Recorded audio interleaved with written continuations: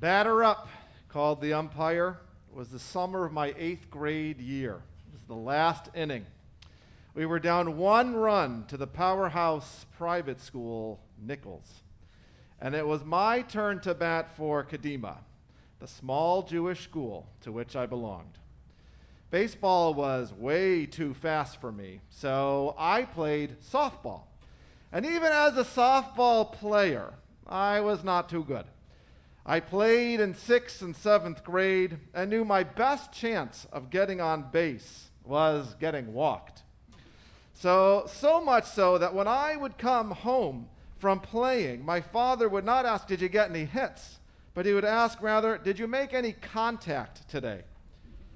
The more I learned the game, the more I learned there were hidden rules, like how to pitch the ball so that it had the right amount of spin, and how high to pitch the ball so it dropped right before home plate.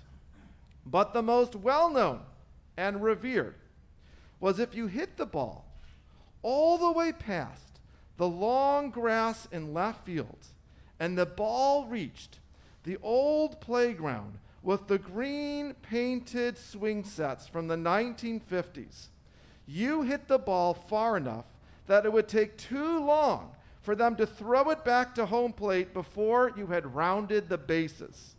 Basically, if you hit the ball to the playground with the 1950s swing sets, it was a guaranteed home run. I stood in the batter's box and awaited the pitch. Up it went. It's softball, so it takes some time. I waited and I waited. It went up, it hit its apex, and then it began to drop. It all happened in slow motion. Just when the ball was about to cross home plate, I tried something new. I swung. And then, crack, the ball went flying through the air. I knew I hit it hard and well because the ball got small really quickly. And before long, the outfielders were backtracking to the sacred, unreachable place, the playground. Could it be? Did I just? I ran. I still can recall the rush of the wind that went through the small ear holes in my batter's hat as I ran the bases. As I rounded first, my suspicion was confirmed as I saw the ball rolling in the rocky gravel underneath the green swing sets from the 1950s. As I approached second, my mind was running faster than my feet. I imagined the high fives that would greet me at home. I imagined going home and telling my Grandpa Lou and my uncles that their grandson and nephew, the one who was afraid to hit the ball, he is a home run hitter. I thought even bigger. My 8th grade brain dreamed of a time when I would have a son and I would be putting him to bed and I would tell him, "Did you know your dad once hit or even better, your father is a home run hitter." I glanced up, expecting the third base coach, Mr. Shapiro, to wave me home. I raised my head to look at him and is hoping to see his hands going clockwise, waving me home. Instead, they were both raised. They were straight, and his palms were reaching out towards me. I looked at Mr. Shapiro's face, and it was ashen. His message was stop. I'm not sure if it was my lack of speed rounding the bases or the fact the Nichols outfielder had one heck of an arm, but somehow the ball made its way home, and Mr. Shapiro stopped me at third. It would be the closest I would ever come to hitting a home run. The next batter grounded out, and I ended the game stuck at third. Have you ever been stuck at third? The future you had imagined at your fingertips, yet out of your reach. Ever been stuck at third? Have you ever felt you did everything right? You crossed the T's, you dotted the I's, and then when it comes time to reach your dream, it is taken away from you. It seems like recently, many of us have been stuck at our third bases. We have members who have run the bases by sending their children to a Jewish school, by having their children build Jewish friendships, by helping them to learn the Torah readings, only to find out that instead of recreating the meaningful bar and bat mitzvah experience of our childhood, their children have had a bar and bat mitzvah wearing masks with few family and few friends. We have members who have walked down the path of love that leads to the chuppah, only to find out that the wedding of their dreams cannot include their grandparents and little cousins, and those who do attend cannot raise them up in chairs or dance the hora. And the list goes on and on. There are people watching right now who have been a part of their loved one's life journey, only to find out as they round their final turn, they are not allowed to hold the hand of their life partner during their final moments. And then they learn they cannot have a minyan at their funeral. And then they learn they have to mourn alone in their home while they watch a computer screen filled with loved ones. The list goes on and on.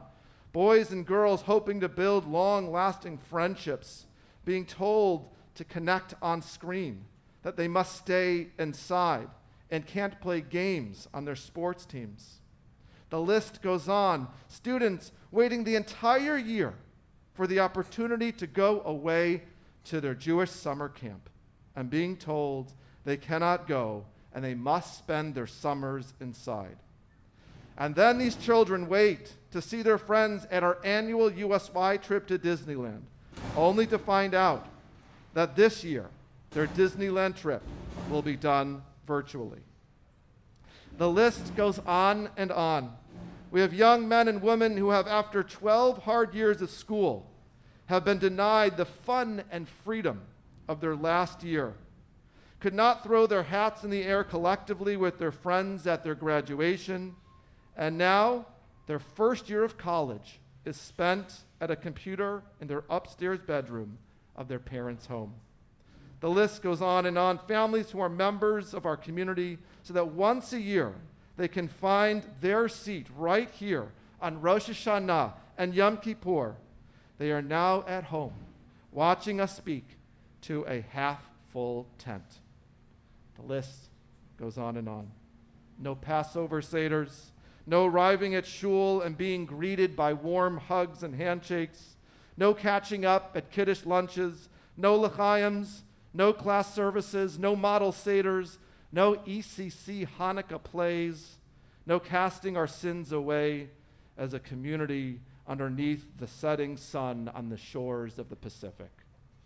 There is a word that describes what it means to go through these experiences. A word for how we feel when we lose a dream, when we lose a loved one or a relationship. And this word is grief. Today, I argue, in the words of Dr. David Kessler, we are collectively grieving the world we once knew. For 7 months, we have been wandering in the wilderness, carrying in our bags anger and denial. We have bargained, and we have had fleeting moments of acceptance.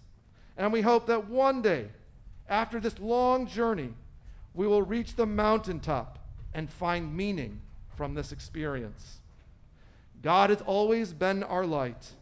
In the wilderness, during the dark nights, God was a pillar of flame, directing us to our Sinai and to our Israel. Ezri me'im Hashem, our help always comes from God. What help, then, does God have to offer us today? This is what I would like to share with you this morning.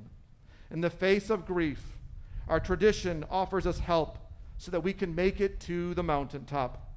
And here it is: validation, introspection, and connection. The first advice is the hardest. When I was in rabbinical school, I recall the class where we learned what to say to someone who had just lost a loved one.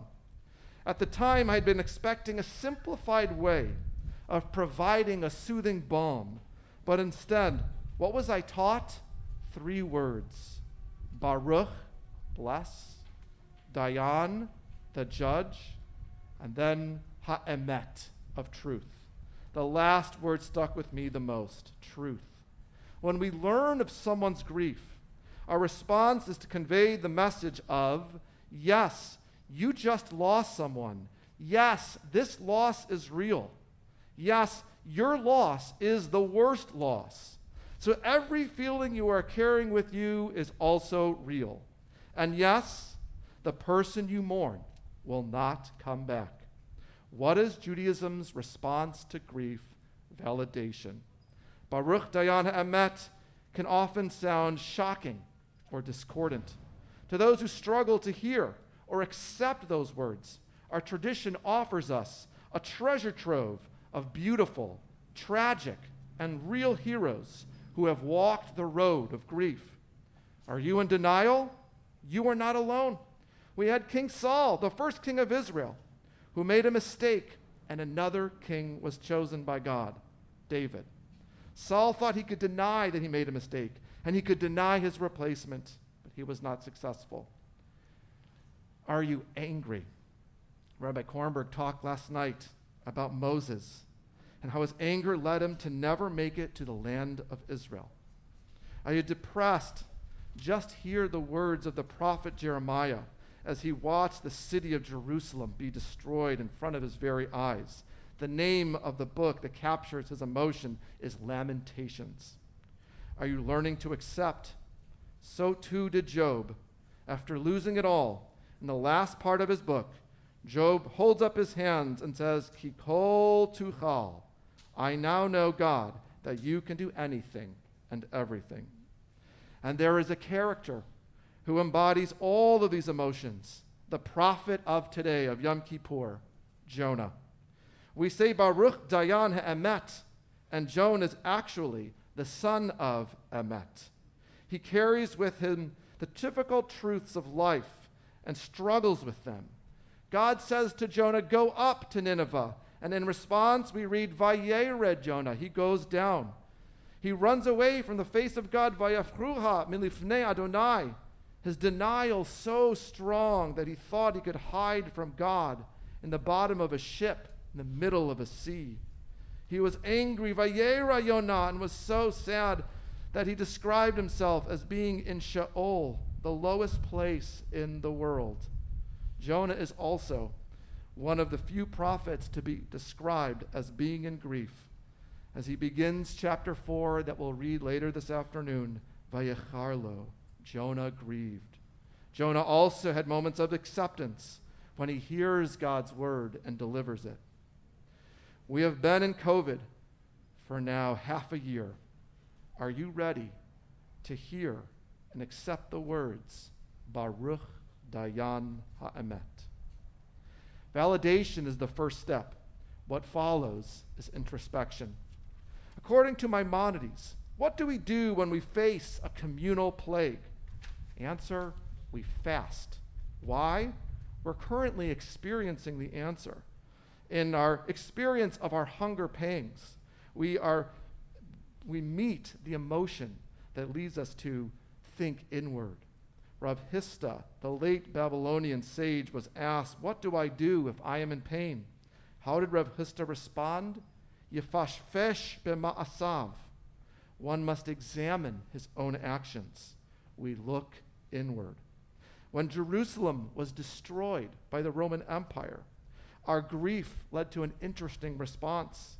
It would have been easy to explain that we, a small nation, had simply been defeated by the greatest army in the world at the time. But the rabbis chose not to take this easy road. Instead, what is the reason the rabbis used to explain the destruction of Jerusalem? We were not united. And as Josephus notes, we actually were not. We engaged in sinat chinam. We had senseless hatred against each other. And this is just the beginning of the list of answers the rabbis give to why the temple was destroyed. An entire page of Talmud, Masechet Shabbat, Daf 119, lists ideas such as, we didn't say the Shema, or we neglected the orphan and the stranger. And my favorite, Jerusalem was destroyed because we neglected the education of our children. What do we gain from this perspective? One idea is that at a time when the world seems out of our control, we choose to focus on that which we can. We can control the choices that we make. Another reason is that at a time of destruction, we choose to focus on areas of growth. For thousands of years, we would grieve by saying that while we may not be able to rebuild Jerusalem, we can reduce the hatred we show each other. We may not be able to rebuild our temple, but we can give tzedakah. We may not be able to touch her sacred walls, but we can make sure there is a school and a place of learning for our children. Grief, if we can muster the strength to accept it and have the courage to listen to it, can be a great teacher. In his famous speech in Indianapolis, the late Robert F. Kennedy, speaking to a group of newly grieving individuals who had just heard about the assassination of Martin Luther King Jr., shared, "My favorite poet was Aeschylus," and he wrote, "In our sleep, pain which cannot forget falls drop by drop upon the heart, until, in our own despair, against our will, comes wisdom through the awful grace of God." Similarly, for the rabbis, grief was not something to avoid, it was an opportunity. In the face of loss, our rabbis chose not to be victims, but rather to look inward and see in themselves the ability to be agents of positive change.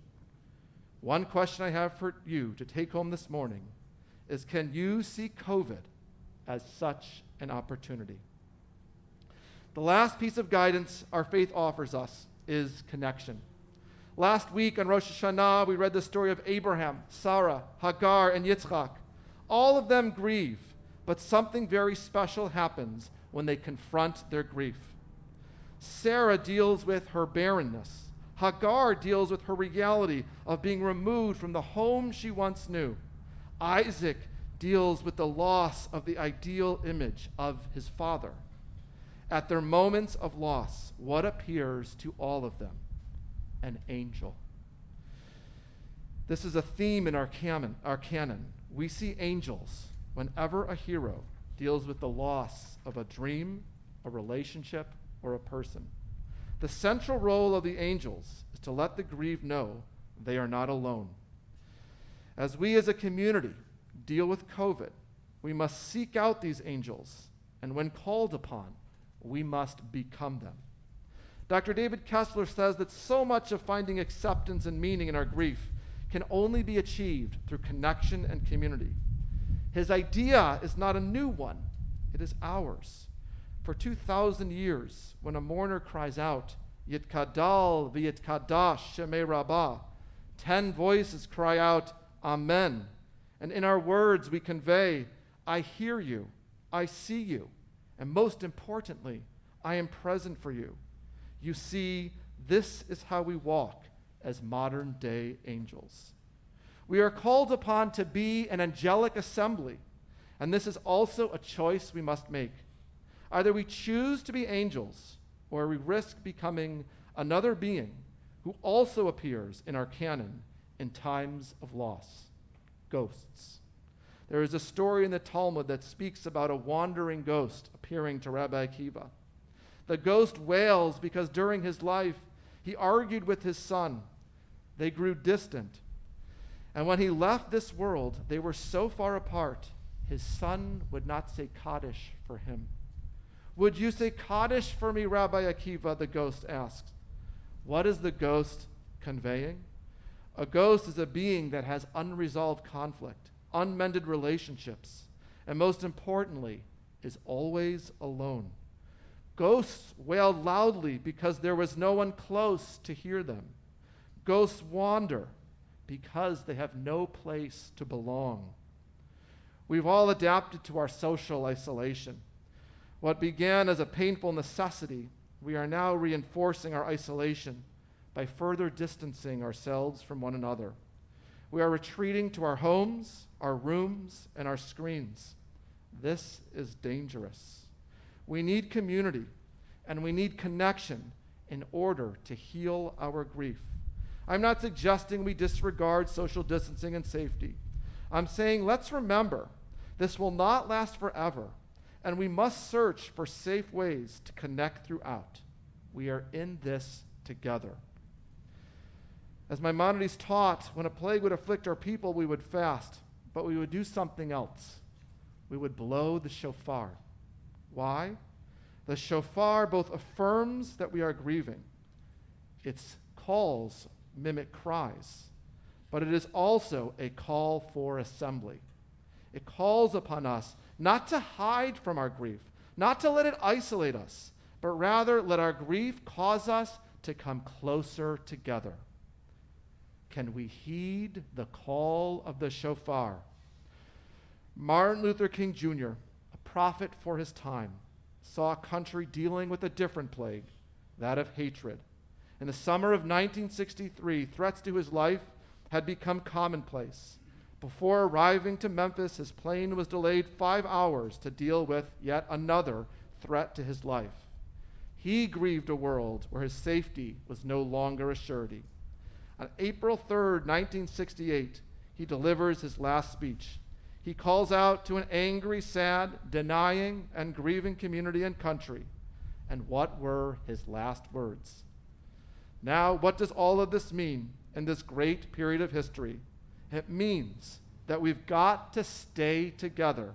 We've got to stay together and maintain unity. This is our work. May we find the courage to engage in collective grief. May we look inwards and find new opportunities to grow. A new year and a new normal awaits us beyond our third base, one with new possibilities and limitless potential. Let us hear the call of the shofar and head home together. Shana Tova.